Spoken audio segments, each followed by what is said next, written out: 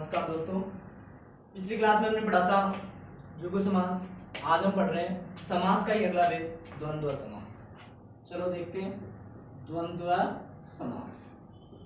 द्वंद्व समास का जो सूत्र होता है वो होता है चार्थे द्वंद्व। क्या होता है भाई? चार्थे द्वंद्व। अर्थात च अर्थ में किसका प्रयोग होता है? द्वंद्व समास का प्रयोग होता है। किस अर्थ में भाई? च अर्थ में द्वंद्व समास का प्रयोग होता है। इसकी परिभाषा में यदि देखा जाए तो परिभाषा में हम पढ़ते हैं कि जिस समास के सभी पद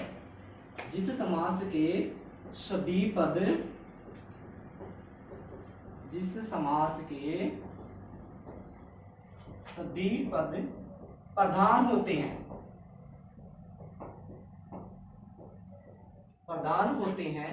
वह समास द्वंद्व समास कहलाता है। वह समास द्वंद्व समास कहलाता है। फिर से देखिएगा एक बार कि जिस समास के सभी पद प्रधान होते हैं वह समास द्वंद्व समास कहलाता है। जिस प्रकार से देखा जाता है कि राम केशवो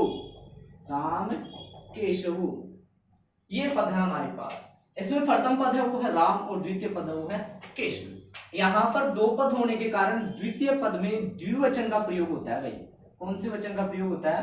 द्विवचन का प्रयोग होता है। यदि यहाँ पर दो पद न होकर के तीन पद होते हैं या तीन से अधिक पद होते हैं, अर्थात मैं ये कह सकता हूं जैसे बहुवचन के पद होते हैं, तो यहाँ पर द्विवचन का प्रयोग न होकर के किसका प्रयोग हो जाएगा भाई? बहुवचन का प्रयोग हो जाएगा।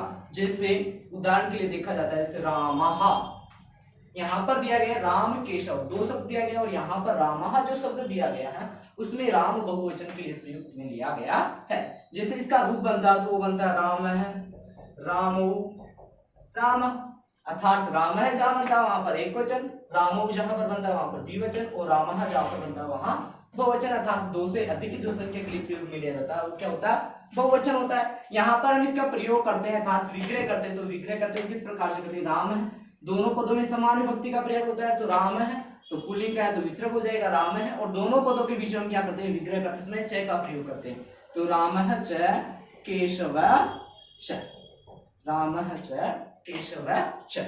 उसी प्रकार से हम देखते हैं रामः बहुवचन का जो शब्द है इसमें क्या हो जाएगा? रामः च, रामः च, रामः च। इस प्रकार से क्या हो जाएगा? इसका बहुवचन का प्रयोग भी हो जाएगा। उसी प्रकार से जय, जया, जयो, जया, जयो, यह पद दिया गया। इस पद में क्या बताया कि जय, अजय, यहाँ पर दोनों पदों में दीर्घ संधि का प्रयोग किया गया है, और यहाँ पर दोनों को यदि हम अलग करेंगे दोनों पदों को, तो पहला तो हो जाएगा जय और दूसरा पद हो जाएगा अजय। तो इसका समास शीघ्र वो हो जाएगा, वो क्या हो जाएगा? जयः च अजयः च, जयः च अजयः च।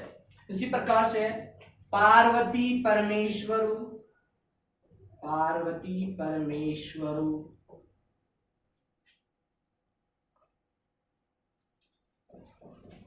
पार्वती परमेश्वर। यहाँ पर प्रथम पद पार्वती, दूसरा परमेश्वर शब्द है तो इसमें भी हो जाएगा पार्वती च परमेश्वर च, परमेश्वर च।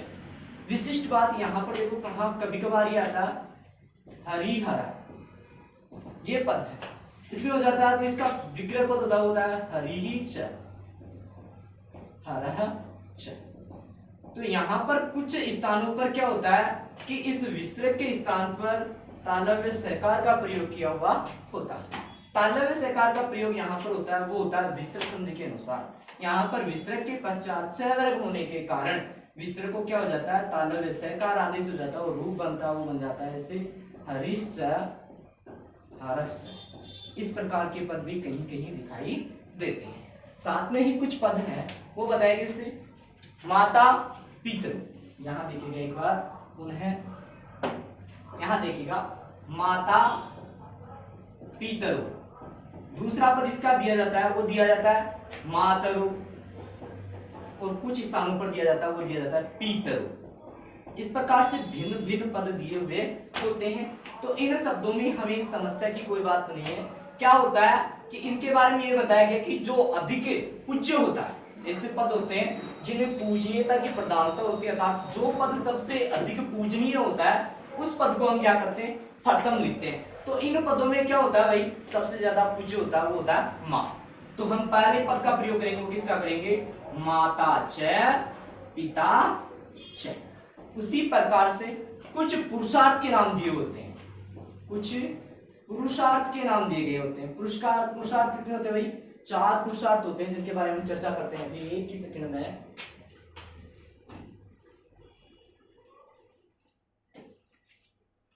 चार पुरुषार्थ है, धर्म अर्थ काम मोक्ष। धर्म अर्थ काम मोक्ष, ये क्या है, इनका पुरुषार्थ होगा कर्म।